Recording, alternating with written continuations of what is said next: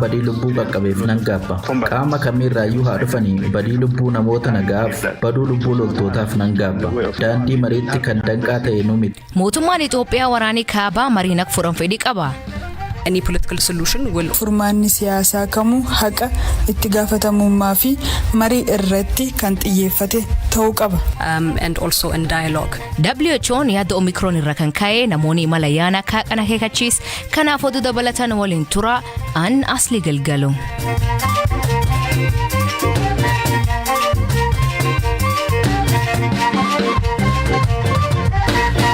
Dhaggeeffattoonni oduutiin jalqabaanii dubbii himaan TPLF obbo Getaachoo Radaan waraan waggaa tokko caala lakkoofsiseen finciltoonni Tigraay haleellaa xiyyaaraa waraana Itoophiyaa fayyadameen dhibba jalseenuu him. Turtii BBC Focus on Africa waliin taasiseen Getaachoon humnoonni kanaan dura badinurraa raawwatan jedhanii himatan ammallee nuti qophaa'aa jira jedhu.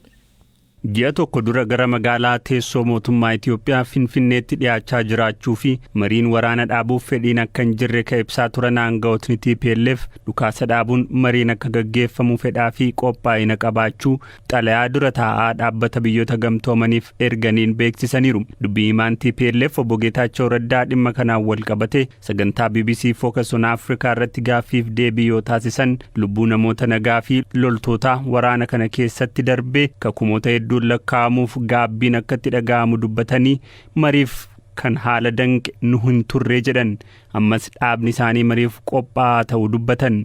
Look, I would always regret the loss of lives. Laali yeroo hundumaa badii lubbuu qaqqabeef nan gaabba.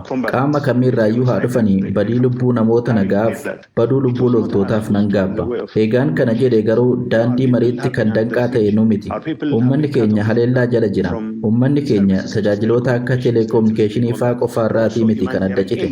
Deeggarsa namoomaa akka hin arganne taasifameera. Mala waraanaas ta'eera. Fedha keenya hin turre waraanni. Humnoonni waliin wal dhaban waraanaan akka furru barbaadan. Hawaasni idil addunyaa akka boodatti deebinu gaafachaa turan. Xalayaan keenya har'aa ifa kan godhus eeyyan nuti nagaaf qophaa'uu keenyadha. Hanga humnoonni keenya Amaaraa fi Affaar qabachuun marii kanaaf danqaa ta'etti achi bahuu yaaluuf qophiidha.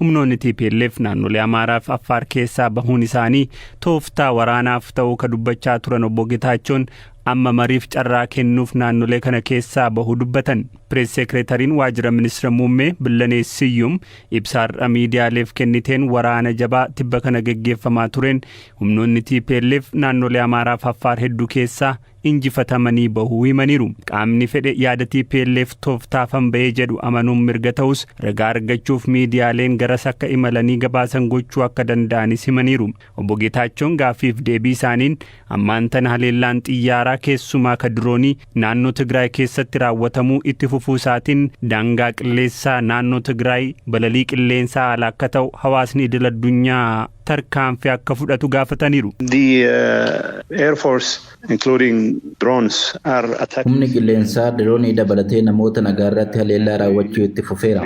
Waraanicha keessatti qaamolee dabalataa biroo hirmaachisuun kan naannoo fi idil addunyaa taasifamuu hubachaa turre. Kanaaf tarkaanfii barbaachisaa ta'e fudhachuun hojii hawaasa idil addunyaati. Qaamolee kanaaf ifatti kun gara gocha duguggaa sanyii marsaa biraatti kan geessu ta'uu himuu qabu. Tigraay ji'oota 13 duguggaa sanyiitu irratti raawwatamaa jira. Kanaaf hawaasni idil addunyaa daangaa qilleensaa keenya keessa balallii dhorkuu dabalatee tarkaanfii barbaachisu akka fudhatu waamicha goona. Including of course no fly zone in this region. Obbo Getaachoon biyyoota alaa Itoophiyaaf diroonii lola kana keessatti madaala waraanaa jijjiiraniiru jedhamee amanamu kennaniiru jedhanii amanan tarreessaniiru. We know for a fact the Emirates are part of this game. Emireetonni qaama kanaa ta'uu isaanii mirkanatti beekna. Ji'oota 13 dura duulli kun yeroo eegalu diroonii Emireetotaatu gara caalu qabeenyawwan waraanaa keenya xiyyeeffachuun yeroof madaala waraanaa gara raayyaa ittisaatti naannesse. Kanaan dabalataan humni Chaayinaas miisaayiloota gurguraa fi jiru yookaan ammoo diroonii kennaa fi jiru. Warri Iraanis kana keessatti hirmaachuu isaanii dhagahaa jirra.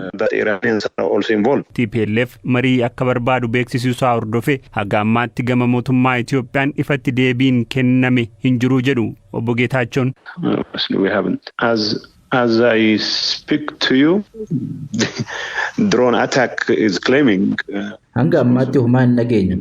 Amma yeroon sitti dubbachaa jirutti haleellaan diroonii Maqalee qofatti osoo hin taane kibba Tigraayitti lubbuu namoota baay'ee galaafachaa jira. Kan xiyyeeffatame namoota nagaadha. Dhimma kana haalaan ilaaluun kan hawaasa idil addunyaati. Dubbi himaa waajjira US Ned Price TPLF naannoo Amaaraa fi Afar gadhiisanii ba'uun gaaffii keenya yeroo dheeraa waan turee fi waan deeggaruu jedhe. Deetaa ministeera jalaa Itoophiyaa obbo Ridwaan Hussein mootummaan hidhattoota TPLF hordofee Tigraay keessatti duula haaraa banuuf yaadin qabu jedhe. Ta'ullee gareen kun humna deebi'ee ijaaramee haleela raawwachuu akka hin qabaanne mirkaneeffachuu feesisaa jechuun dippiloomaatoota biyya alaa Finfinnee jiran waliin yoo mari'atan dubbata.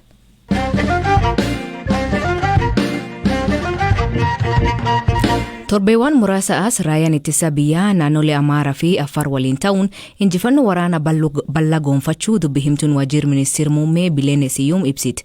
Ibsi miidiyaaleef arlaateen dubbi himtuun tun rakkoo jirtu karaa nagaan furuu fi mootummaan duraanuu fedhii qabaachuu himti. I have to reiterate again the position of the government which has been stated over the past year that ejjennoo mootummaan waggaa tokko dura fudhate irra deebi'uudhaan yoo ibsu rakkoon jiru karaa nagaan akka furamu mootummaan gaafachaa ture. Erga waraanni eegalees akkasuma furmaanni karaa nagaan akka argamu fedhii dhiyeessee ture. Garuu fudhachuu didaniiru. Kan xalayaa UN'if barreeffame immoo dhaabbanni seeraan ala ta'e qaama UN'if barreessuu akka danda'u hin beeku. Garuu mootummaan Itoophiyaa akkuma duraa furmaanni karaa nagaa fi siyaasaan akka argamu fedha. Haa ta'u malee furmaanni siyaasaa kamuu haqa itti gaafatamummaa fi marii irratti kan xiyyeeffate ta'uu qaba. Be centered on justice, will be centered on accountability and also in dialogue. Dubbi himaan TPLF obbo Getaachoo Radaan turtii BBC Focus on Africa waliin taasiseen waraana Itoophiyaa fi Eertiraa daangaa naannoo Tigraayirraa walitti qabamaa jira jechuun haleellan banamuu mal jedhee yaaduu akka qaban ibsi. Dabalataan humni qilleensaa fi droonii dabalatee lammiilee nagaarraatti boqonna malee haleellan raawwatamaa jiraachuu ibsi. Bileeneen gambisiitiin oduun tun dhugaa irra ka fagaatee jetti. I don't have any information of any advancements. Waraanni Itoophiyaa daangaa naannoo Tigraay irratti walitti qabamaa jiraachuu fi gara Tigraayitti qajeeluu odeeffannoo hin qabu. Garuu mootummaan yeroo haleellaa xiyyaaraa geessisu seelii fi da'oo shororkeessitootaa irratti akka xiyyeeffatu ifa godhaa ture. Kun seeraan raawwatama. Lammiilee nagaa irratti haleellaa raawwachuun karaa mootummaan itti fayyadamu miti. Garuu gama kaaniin dhaga'uu ni dandeessa. Although you would hear it from the other end. Mootummaan Itoophiyaa marii biyyoolessaa hundumatti geggeessuuf Komishinii hojii kan olaantummaan hojjetu hundeessuuf murtee paarlamaa eegachaa jira. Komishinii kan hundeessuun kutannoo mootummaan duraan kaa'ee murteessuu jetti. So following the outcome of the 6 national elections and the formation of a new government, one of the filannoo marsaa ja'affaa fi hundeeffamuu mootummaa haaraa hordofee murannoon darbe tokko wal dhibdee biyya keessa jiru furuuf mariin biyyaalessaa hunda hammatu akka raawwatamudha. Kanaafuu manni maree ministeerotaa wixinee labsii komishinii marii biyyaalessaa hundeessuun murtoo darbe kana mirkaneesseera. Komishiniin marii biyyaalessaa kun dhaabbata dimokiraatawaa kan dhiibbaa siyaasaarraa bilisa ta'e akka ta'u nan amana. Komishinichi mana maree bakka bu'oota uummataatti itti gaafatamummaa qaba. Ammoo hunda hammachuun bilisaan hojjetee wal dhibdeewwan jiru furuuf karaawwan itti fayyadaman ni mijeessa. Hojiiwwan ijoo qaama kanaa kan wixinee keessatti ibsame yaadawwan namoonni hunda irratti walii galan ibsuu, qaamolee marii kanarratti akka hirmaatan barbaachisan qindeessuu, waltajjii marii kanaa hundeessuu, adeemsa yaada marii kana keessatti kenname hojiirra oolchuu qopheessuu fi karoora hojiirra oolchuu hordofuudha. Wixineen dhiyaate kun torbanoota dhufu keessatti akka darbu eegama. Kun demokraasii Itoophiyaa irratti karaa haaraa kan banuu fi sadarkaa guddinaa barbaachisaa ta'edha. Inevitably open up another phase in Ethiopia's democratization process anchored in inclusivity. Dhaggeeffatooteen amma duga gabaabaa addunyaa isanii dhiyeessaa jalqabaanii naannoo Amaaraa iddoowwan finciltoota TPLF'n qabamanii turanitti miidhaa namaa fi qabeenya erga'ee garee qorattuu bobbaase. Itti gaafatamaan waajjira pilaanii fi misooma naannichaa obbo Animut Ballaxaa waajjiraalee naannichaa keessa qofaa garee ogeessitoota 220 ol qabu akka bobbaasee BBC'tti hime. Qorannoon kun kaab Shaawaa, Kibwalloo, Kaabwalloo, bulchiinsa Oromoo, godinoota Kaab, Gondarii fi Kib Gondarii fi magaalota lama jedhan. Turtii manidhaa jisati guutuuf deemuun booda durtaan paartii Araana Tigraay obbo Abraa Dastaa hidhaatii baay'ee obboleessisaa obbo Tawaldi Dastaa BBC'tti akka himanitti waa bibir 10,000 gadhiifame. Dhaabbati fayyaa addunyaa WHO'n yaada Omicron irraa kan ka'e namoonni imala yaanaa kaaqan akeekachiisa. Hoogganaan dhaabbatichaa Dr. Tedros Adhanom jireenyi dhala namaa haqamurraa sagantaan ayyaana haqamu wayyaa jechuun tarkaanfiiwwan jajjaboon fudhatamuu qabaa jedhe.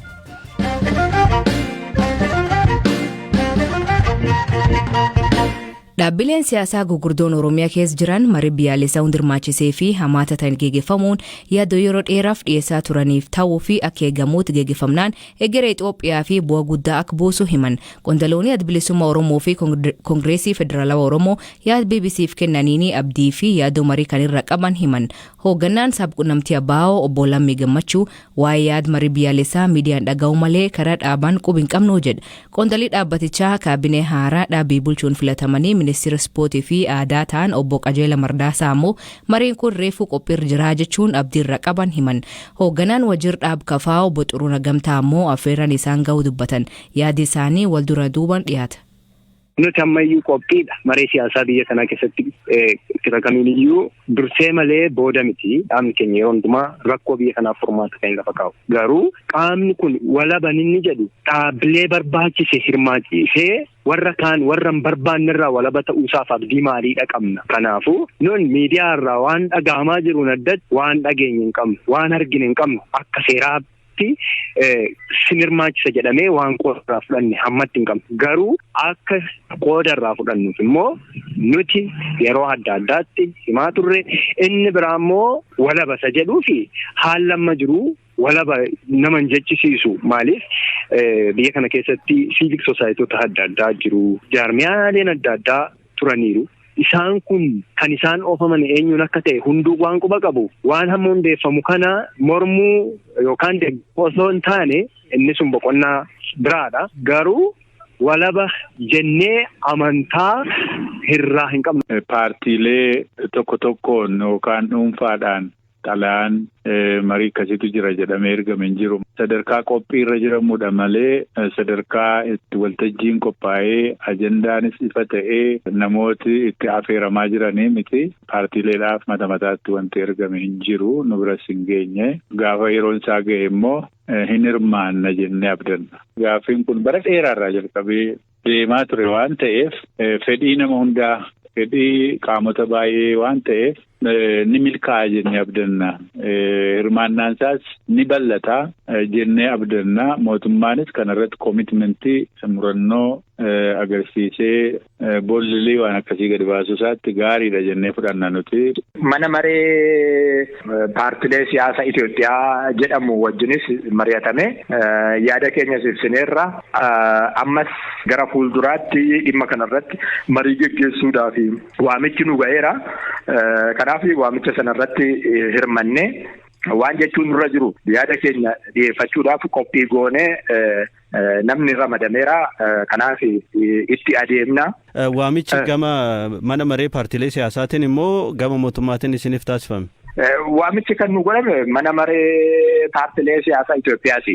Dheeressuurraa as gabaabsanii biyya keenya keessatti nagaan bu'ee jireenyi namaa akka tasgabbaa'ee iddootti deebi'uu barbaanna nuyi. Garuu amma kan yaaddoo nuyi qabnu gaaffii keenyaan ala baay'ee dheeratee sadarkaa hin barbaachifne akka ga'u kan godhamaa jiru jira. Garuu isa maal goona bira geenye yaada keenya ibsuudha. Yaada keenya fudhachuu baannaan immoo nus kaayyoo hawaasaa qabna, kaayyoo saba keenyaa qabna. Kaayyoo saba keenyaa sana dabarsinee hin kenninu, irratti hirmanna moo irratti hin hirmannu isa jedhamu kana gara fuulduraatti waan murtaa'uudha. Koreen irratti taa'ee mari'atee waan murteessu malee